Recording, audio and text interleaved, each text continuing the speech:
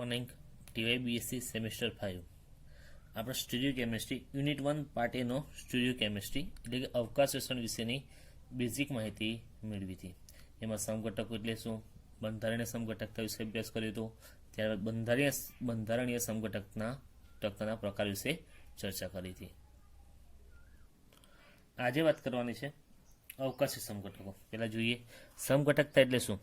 તો સમઘટકતા એટલે શું કે જેમના અણુસૂત્ર કેવા હશે, સરખા હશે, પરંતુ બંધારણીય સૂત્ર કેવા હશે, અલગ અલગ હશે. તેને શું કહેવાય, એકબીજાના સમઘટકો તરીકે ઓળખવામાં આવે છે અને આ ગુણધર્મને સમઘટકતા કહે છે.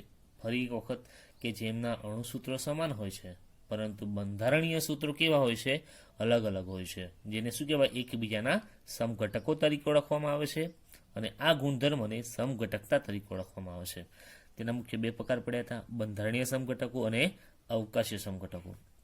એમાં વાત કરીએ બંધારણીય સમઘટકોની વાત કરીએ તો આપણે શૃંખલા સમઘટકો, પછી ક્રિયાશીલ સમૂહ સમઘટકો અને સ્થાન સમઘટકો વિશે અભ્યાસ કર્યો હતો. હવે આજે વાત કરવાની છે અવકાશીય સમઘટકો. તો અવકાશીય સમઘટકો કોને કહેવાય? તો અવકાશીય સમઘટકતામાં પણ તેમના અણુસૂત્ર કેવા હોય છે, સરખા હોય છે. બંધારણીય સૂત્ર પણ શું હોય છે, સરખા હોય છે, પરંતુ અવકાશીય ગોઠવણી, અવકાશીય જે સૂત્રો હોય છે તે કેવા હોય છે, અલગ અલગ હોય છે, જેને શું કહેવાય, અવકાશીય સમઘટકો તરીકે ઓળખવામાં આવે છે. ફરી એક વખત અવકાશીય સમઘટકતામાં તેમના અણુસૂત્રો કેવા હોય છે, સરખા હોય છે. બંધારણીય સૂત્ર પણ કેવા જોવા મળે છે, સરખા મળે છે, પણ તેમની અવકાશીય સૂત્રોની જે ગોઠવણી હોય છે કેવી હોય છે, અલગ અલગ હોય છે, જેને શું કહેવાય, અવકાશીય સમઘટકો તરીકે ઓળખવામાં આવે છે. જેને ઉદાહરણ દ્વારા સમજીએ. ચલો વાત કરીએ અવકાશીય સમઘટકતા. ફરી એક વખત અવકાશીય સમઘટકતામાં તેમના અણુસૂત્રો સરખા હોય છે તથા બંધારણીય સૂત્રો પણ કેવા હોય છે, સરખા હોય છે, પરંતુ તેમના અવકાશીય સૂત્રો કેવા હોય છે, અલગ અલગ હોય છે. તેને શું કહેવાય, અવકાશીય સમઘટકો કહે છે અને આ ગુણધર્મને અવકાશીય સમઘટકતા કહે છે. શું કહેવાય, અવકાશીય સમઘટકતા કહે છે. હવે કેવી રીતે અવકાશી સમઘટકતા ઉત્પન્ન થાય છે એને ઉદાહરણ દ્વારા તમને સમજાવું. આપણે અવકાશીય સમઘટકતા સમજવા માટે 2 મિથાઇલ બ્યુટેનનો ઉદાહરણ દ્વારા સમજીએ.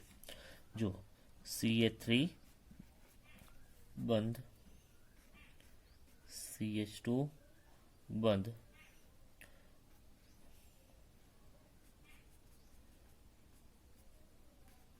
CH3 બંધ CH2 બંધ CH3, બરાબર.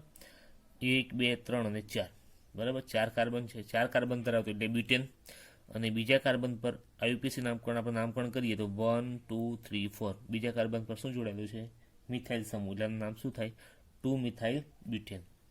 હજુ એક બીજું એકાનું બંધારણીય સૂત્ર શક્ય બને છે, જોઈએ. CH3 બંધ CH2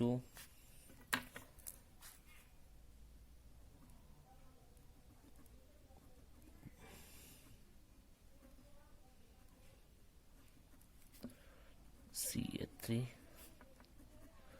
1 CH2 1 CH3.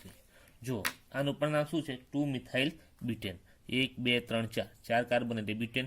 બીજા કાર્બન પર કયો સમૂહ જોડાયેલું છે, મિથાઇલ સમૂહ. આનું નામ પણ શું છે, 2 મિથાઇલ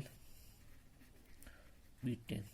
હવે જુઓ આમના બંધારણીય સૂત્રો અને અણુસૂત્રો બંને કેવા છે, સરખા છે.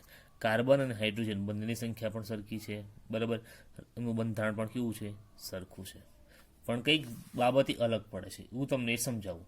એક વાર્તા દ્વારા હું તમને આ વસ્તુ સમજાવું. જુઓ કે આપણે એકવાર રાત્રે અંધારામાં જઈએ છીએ, બરાબર.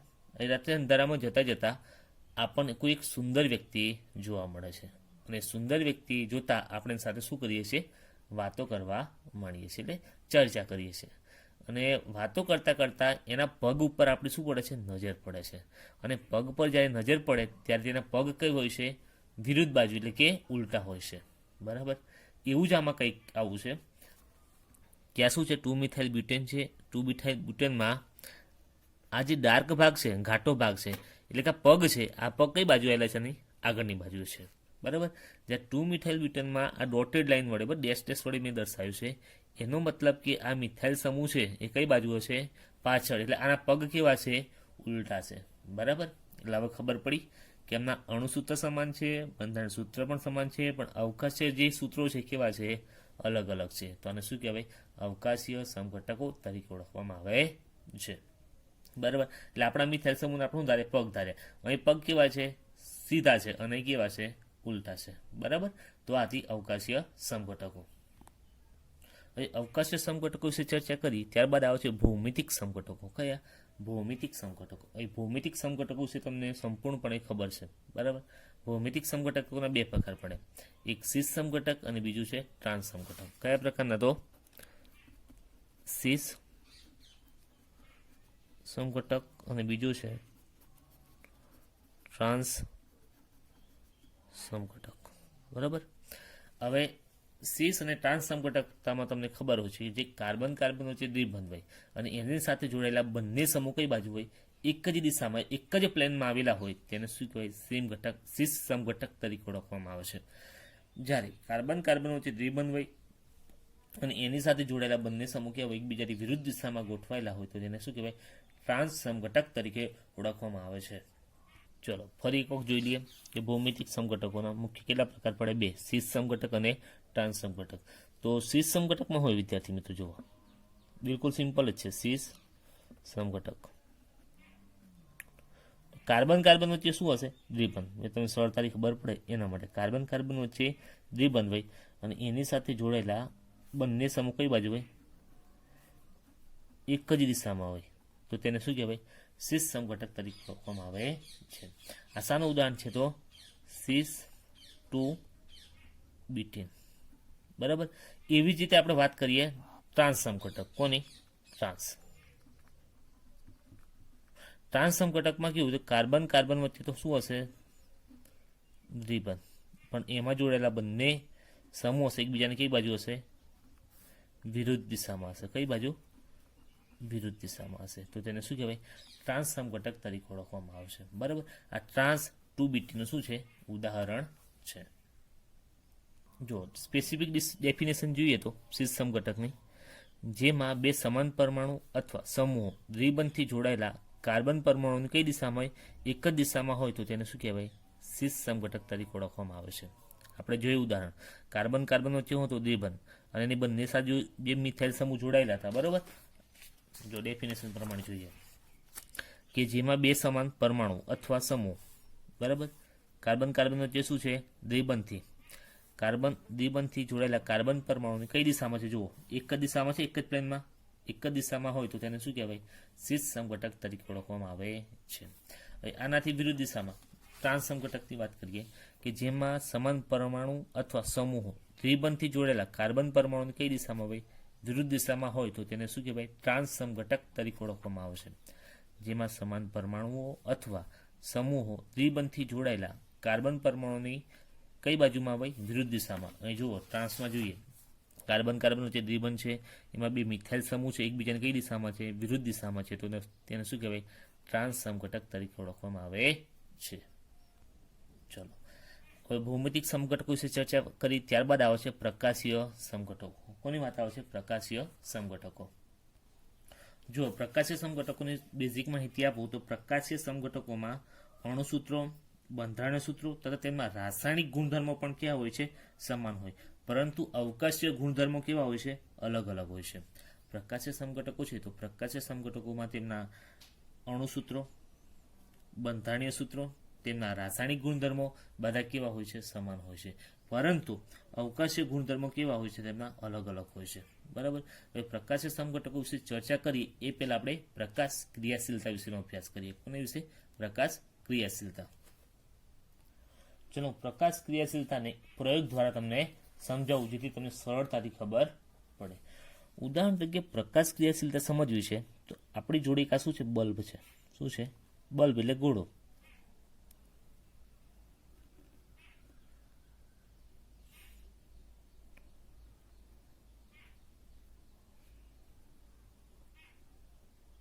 બરાબર. હવે આ અમારે શું ઉત્પન્ન થશે? પ્રકાશ ઉત્પન્ન થશે. શું ઉત્પન્ન થાય છે? પ્રકાશ. એક આ પ્રકારનો શું છે? બલ્બ છે અને આ બલ્બમાંથી અથવા ને તમે લેમ્પ તરીકે પણ કહી શકો, અથવા સોડિયમ લેમ્પ પણ તરીકે ઓળખવામાં આવે છે. હવે આમાંથી શું ઉત્પન્ન થાય છે? તો અધ્રુવીભૂત પ્રકાશ ઉત્પન્ન થાય છે. શું ઉત્પન્ન થાય છે? અધ્રુવીભૂત પ્રકાશ ઉત્પન્ન થાય છે.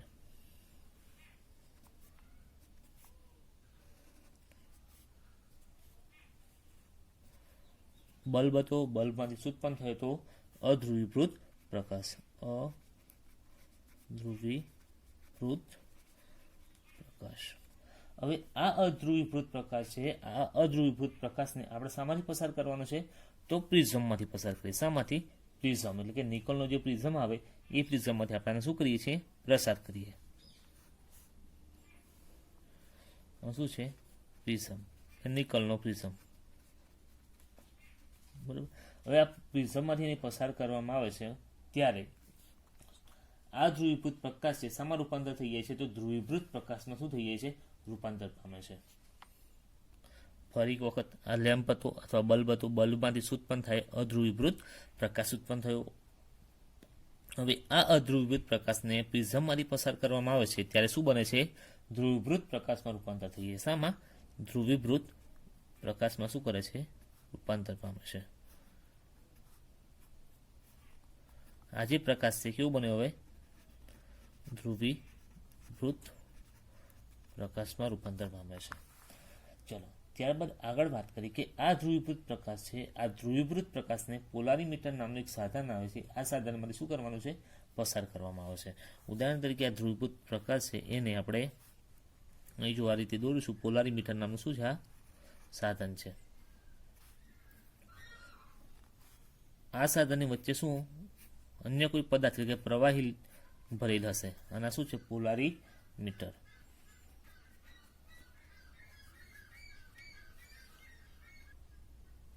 પોલારીમીટર. હવે આ પોલારીમીટર છે, પોલારીમીટરમાંથી આપણે શું કરવાનું છે? ધ્રુવીભૂત પ્રકાશ આપણે પસાર કરવાનો છે. અને આ પોલારીમીટરના વચ્ચેના ભાગે શું અન્ય કોઈ પદાર્થ એટલે પ્રવાહી સ્વરૂપે અથવા અન્ય કોઈ પદાર્થ ભરેલો હશે. કે જ્યારે આ ધ્રુવીભૂત પ્રકાશને આપણે પોલારીમીટર નામના સાધનમાંથી પસાર કરીએ અને જો ધ્રુવીભૂત પ્રકાશ પોતાનું ભ્રમણ બદલાવે ના, એટલે પોતાની જે દિશા છે એ દિશા બદલે નહીં, તો કેવું બની જાય છે? પ્રકાશ અક્રિયાશીલ બની જાય છે. કેવું બને છે?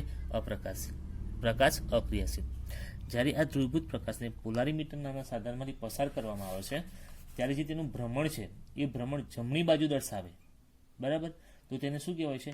ડેક્સ્ટ્રો તરીકે ઓળખવામાં આવે છે. જો સંયોજનનું પ્રકાશના ધ્રુવીભૂતનું તલ જમણી બાજુ ઘુમાવે તો તેને શું કહેવાય? દક્ષિણ ભ્રમણીય અથવા ડેક્સ્ટ્રો રોટેટરી તરીકે ઓળખવામાં આવે છે. ઉદાહરણ તરીકે આ ધ્રુવીભૂત પ્રકાશને આપણે શું કર્યું? પોલારીમીટર નામના સાધનમાંથી પસાર કરીએ અને જે પોતાનું ભ્રમણ જમણી બાજુ, કઈ બાજુ? જમણી બાજુ આ રીતે દર્શાવે તો તેને શું કહેવાય? ડેક્સ્ટ્રો રોટેટરી તરીકે ઓળખવામાં આવે છે. અને જો આ ધ્રુવીભૂત પ્રકાશ પોતાનું પરિભ્રમણ ડાબી બાજુ એટલે કે વામ ભ્રમણીય તરીકે ઓળખવામાં આવશે અથવા તેને લેવો રોટે તરીકે ઓળખવામાં આવે છે. જો આ ભ્રમણ તે આ રીતે દર્શાવે ડાબી બાજુ તો તેને શું કહેવાય? લીવો રોટે તરીકે ઓળખવામાં આવે છે. ફરી એક વખત જોઈ લઈએ, સિમ્પલ છે, બરાબર, કે એક બલ્બ છે, બલ્બમાંથી શું ઉત્પન્ન થાય છે? અધ્રુવીભૂત પ્રકાશ ઉત્પન્ન થયો. આ અધ્રુવીભૂત પ્રકાશને પ્રિઝમમાંથી પસાર કરીએ છીએ અને પ્રિઝમમાંથી પસાર કરતા શું બને છે? ધ્રુવીભૂત પ્રકાશમાં રૂપાંતર પામે છે. હવે આ ધ્રુવીભૂત પ્રકાશ છે, અહીંયા ધ્રુવીભૂત પ્રકાશની આપણે પોલારીમીટર નામના સાધનમાંથી પસાર કરવાનો છે. જો પદાર્થ ધ્રુવીભૂત પ્રકાશને પોલારીમીટર નામના સાધનમાંથી પસાર કરવામાં આવે અને જો તે પ્રકાશનું ભ્રમણ કરાવે, બરાબર, આ પ્રકાશ જે ધ્રુવીભૂત પ્રકાશ છે ડાબી બાજુ અથવા જમણી બાજુ ભ્રમણ દર્શાવે તો તે કેવું બની જાય છે? પ્રકાશ ક્રિયાશીલ હોય છે. જો આ ભ્રમણ ના કરાવે, આ પોતાની જે દિશા છે એ એઝ ઇટ ઇઝ જ રહેવા દે તો તેવું કેવું બની જાય છે? પ્રકાશ અક્રિયાશીલ બને છે. જો પદાર્થનું ભ્રમણ જમણી બાજુ થાય તો તેને શું કહેવાય છે? ડેક્સ્ટ્રો તરીકે ઓળખવામાં આવે છે. શું કહે છે? ડેક્સ્ટ્રો રોટે તરીકે અથવા તેને દક્ષિણીય ભ્રમણીય તરીકે પણ ઓળખવામાં આવે છે. આ જે ભ્રમણ હશે એને શું કહેવાય છે? તો ડેક્સ્ટ્રો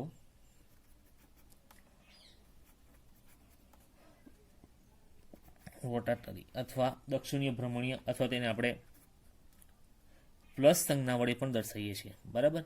અને જે કે ભાઈ પોલારીમીટર નામનું સાધન હતું એમાંથી ધ્રુવીભૂત પ્રકાશ પસાર કરી અને જમણી બાજુ કોણાવર્તન દર્શાવે તો તેને શું કહેવાય? દક્ષિણીય ભ્રમણીય અથવા ડેક્સ્ટ્રો રોટેટરી તરીકે ઓળખવામાં આવશે, અથવા તેને પ્લસ સંજ્ઞા વડે પણ દર્શાવવામાં આવે છે. હવે ધ્રુવીભૂત પ્રકાશ છે પોલારીમીટર નામના સાધનમાંથી પસાર કરીએ અને તે ડાબી બાજુ કોણાવર્તન દર્શાવે તો તેને શું કહેવાય? વામ ભ્રમણીય તરીકે ઓળખવામાં આવશે, અથવા એનું બીજું નામ છે લીવો રોટેટરી. લીવો રોટેટરી તરીકે ઓળખવામાં આવશે, અથવા એને શું કહે છે? માઇનસ સંજ્ઞા વડે પણ દર્શાવવામાં આવે છે. બીજી એક વાત કરીએ તો ડેક્સ્ટ્રો રોટેટરી છે એને સ્મોલ ડી વડે પણ દર્શાવવામાં આવે છે અને લીવો રોટેટરીને સ્મોલ એલ વડે પણ દર્શાવવામાં આવે છે, બરાબર. હવે વાત કરીએ પ્રકાશ ક્રિયાશીલતા વિશેની ડેફિનેશન વિશે, બરાબર. હવે તો ખબર પડી ગઈ કે ભાઈ કેવી રીતે દક્ષિણીય ભ્રમણીય કહેવાય, કોને વામ ભ્રમણીય કોને કહેવાય, એટલે કે ડેક્સ્ટ્રો અને લીવો કોને કહેવાય, અને કેવી રીતે ધ્રુવીભૂત પ્રકાશનું જમણી અને ડાબી બાજુમાંનું પરિભ્રમણ થતું હશે. વાત કરીએ વધારે. જો સંયોજનોનો તલ ધ્રુવીભૂત પ્રકાશના સમતલનું ક્લોકવાઇઝ એટલે ઘડિયાળની કાંટાની દિશામાં અથવા એન્ટી ક્લોકવાઇઝ એટલે ઘડિયાળના કાંટાની વિરુદ્ધ દિશામાં ભ્રમણ કરે તો તેવા સંયોજનો શું કહેવાય? પ્રકાશ ક્રિયાશીલ સંયોજનો કહેવામાં આવે છે. હવે આપણે ધ્રુવીભૂત પ્રકાશ લીધો હતો, બરાબર. હવે એ ધ્રુવીભૂત પ્રકાશને આપણે પોલારીમીટર નામના સાધનમાં પસાર કર્યો હતો. જો તે જમણી બાજુ અથવા ઘડિયાળના કાંટામાં દિશામાં અથવા ઘડિયાળથી વિરુદ્ધ દિશામાં ભ્રમણ દર્શાવે તો તેવું સંયોજન શું છે? પ્રકાશ ક્રિયાશીલ સંયોજન છે તેમ કહેવામાં આવે છે. અને આ ગુણધર્મને શું કહેવાય? પ્રકાશ ક્રિયાશીલતા કહે છે. ફરી એક વખત, જે સંયોજનો તલ ધ્રુવીભૂત પ્રકાશના સમતલનું ક્લોકવાઇઝ અથવા એન્ટી ક્લોકવાઇઝ દિશામાં ભ્રમણ કરે છે તેવા સંયોજનોને પ્રકાશ ક્રિયાશીલ સંયોજનો કહેવાય છે. અને આ ગુણધર્મને શું કહેવાય છે? પ્રકાશ ક્રિયાશીલતા કહે છે. ત્યારબાદ વાત કરીએ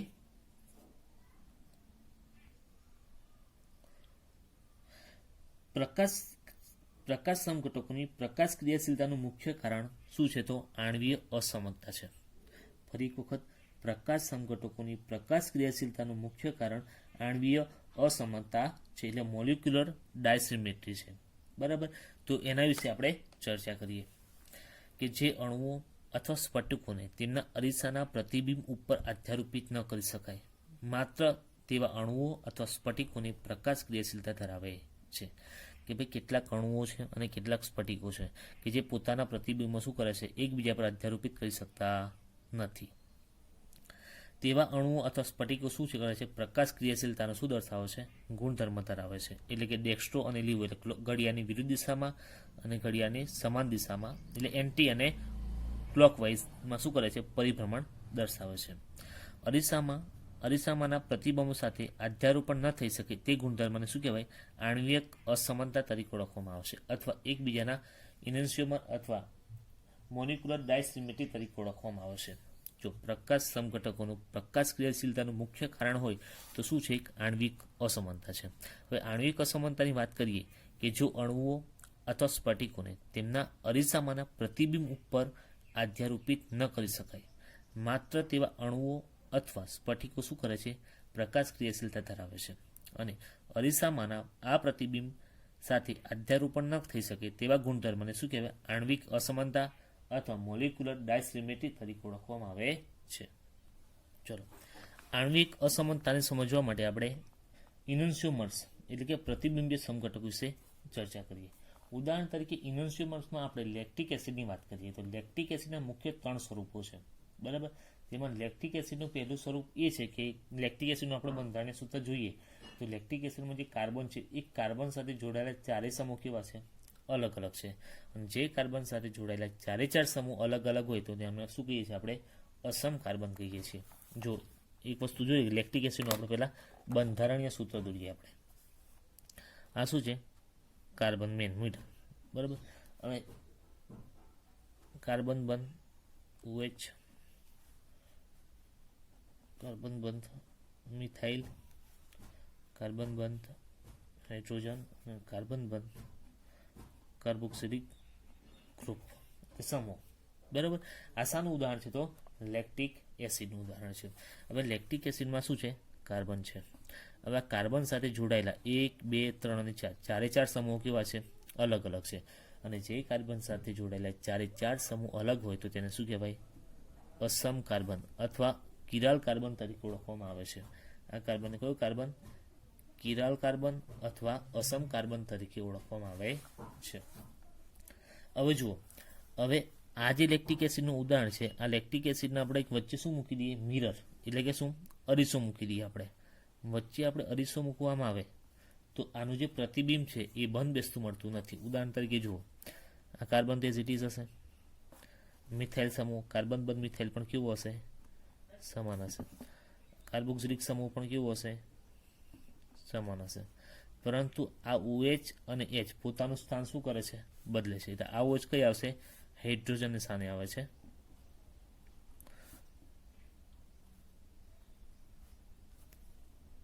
શું કરશે? OH કઈ આવશે? અહીં ગાડી H આ રીતે નિર્માણ પામશે અને આવશે હાઇડ્રોજન. એટલે હાઇડ્રોક્સિલ સમૂહ છે એ હાઇડ્રોજન પર બંધ બેસતો નથી. એટલે બંને પ્રતિબિંબ એકબીજા પર અધ્યારોપિત થતા નથી. અને શું છે? અકિરાલ કાર્બન અથવા અસમ કાર્બન તરીકે ઓળખવામાં આવે છે. ફરી એક વખત કે જે બે ઇનેન્શિયોમર એટલે શું? કે જે અવકાશી સમઘટકો વચ્ચે વસ્તુ પ્રતિબિંબ જેવો સંબંધ હોય. આ બંને વચ્ચે વસ્તુ પ્રતિબિંબ જેવો સંબંધ છે, પરંતુ એકબીજા પર અધ્યારોપિત થઈ શકતા નથી. ઉદાહરણ તરીકે આપણો જમણો અને ડાબો હાથ બરાબર દેખાવમાં કેવા છે? સરખા છે, પરંતુ એકબીજા પર અધ્યારોપિત થઈ શકતા નથી. જો અંગૂઠો આ બાજુ, તો અંગૂઠો કઈ બાજુ રહેશે? એક બાજુ રહેશે. આ બંને એકબીજા પર અધ્યારોપિત થઈ શકતા નથી. આ ઉપરાંત અંગ્રેજીમાં પણ કેટલાક એવા મૂળાક્ષરો છે કે જો એકબીજા પર અધ્યારોપિત થઈ શકતા નથી. ચલો, અસમ કાર્બન કે જે ફરી આપણે વાત કરવાની છે કે જે કાર્બન પરમાણુ સાથે ચારે ચાર અલગ સમૂહ અથવા પરમાણુ જોડાયેલા હોય તેને શું કહેવાય? તેવા કાર્બનને અસમ કાર્બન અથવા કિરાલ કાર્બન કહેવામાં આવે છે. બરાબર, કે જે કાર્બન પરમાણુ સાથે જોડાયેલા ચારે ચાર સમૂહ અલગ પ્રકારના હોય અથવા પરમાણુ પણ કેવા હોય? અલગ અલગ હોય તેને શું કહેવાય? અસમ કાર્બન તરીકે ઓળખવામાં આવે છે. આપણે ઉદાહરણ જોયું તો લેક્ટિક એસિડ, કાર્બન તો કાર્બન એક સ્થાને કોઈ હતો? હાઇડ્રોક્સિલ સમૂહ હતો. એક સ્થાને કાર્બોક્સિલિક સમૂહ, એક સ્થાને હાઇડ્રોજન હતો અને એક સ્થાને કયો સમૂહ હતો? મિથાઇલ સમૂહ. હવે આ કાર્બન છે, કાર્બન સાથે જોડાયેલા ચારે ચાર સમૂહ કેવા છે? અલગ અલગ છે. એના કારણે કયો કાર્બન થાય છે? તો કિરાલ કાર્બન અથવા બીજું નામ શું છે? અસમ કાર્બન તરીકે ઓળખવામાં આવે છે. આ એક લેક્ટિક એસિડનું ઉદાહરણ તમે આપી શકો છો. આગળ વાત કરીએ તો અસમ કાર્બનની હાજરીને કારણે શું ઉત્પન્ન થાય છે? ક્લિરાલિટી. શું ઉત્પન્ન થાય છે? અને કિરાલિટી ઉત્પન્ન થાય છે. હવે ક્લિરાલિટી વિશે વાત કરીએ તો કાર્બનિક સંયોજનોમાં પ્રકાશ ક્રિયાશીલતાના ગુણધર્મ માટેનું સૌથી મહત્વનું કારણ શું છે? અસમ કાર્બનની હાજરી, એટલે કિરાલ કાર્બનની હાજરી. કે કાર્બનિક સંયોજનો છે એ સંયોજન પ્રકાશ ક્રિયાશીલતાનું ગુણધર્મ બરાબર છે એ સમજાવવા માટે સૌથી અગત્યનું કારણ હોય તો શું છે? તેમાં અસમ વિશે વાત કરીએ તો પહેલાં તો કિરાલિટી કોને કહેવાય? કે જે અણુને તેના અરીસામાંના પ્રતિબિંબ ઉપર અધ્યારોપિત ન કરી શકાય તો તેઓ કિરાલિટીનો ગુણધર્મ ધરાવશે તેમ કહેવામાં આવે છે. બરાબર, એને હવે એક સરળતાથી સમજીએ તો આપણે જમણા અને ડાબા હાથના પંજામાં શું ફરક દેખાય? લગભગ દેખાવમાં કેવા છે? સરખા છે. પરંતુ જ્યારે આ બે હાથના પંજાને આપણે અધ્યારોપિત કરીએ છીએ એટલે એકબીજા પર મૂકીએ છીએ તો બંધ બેસતા નથી.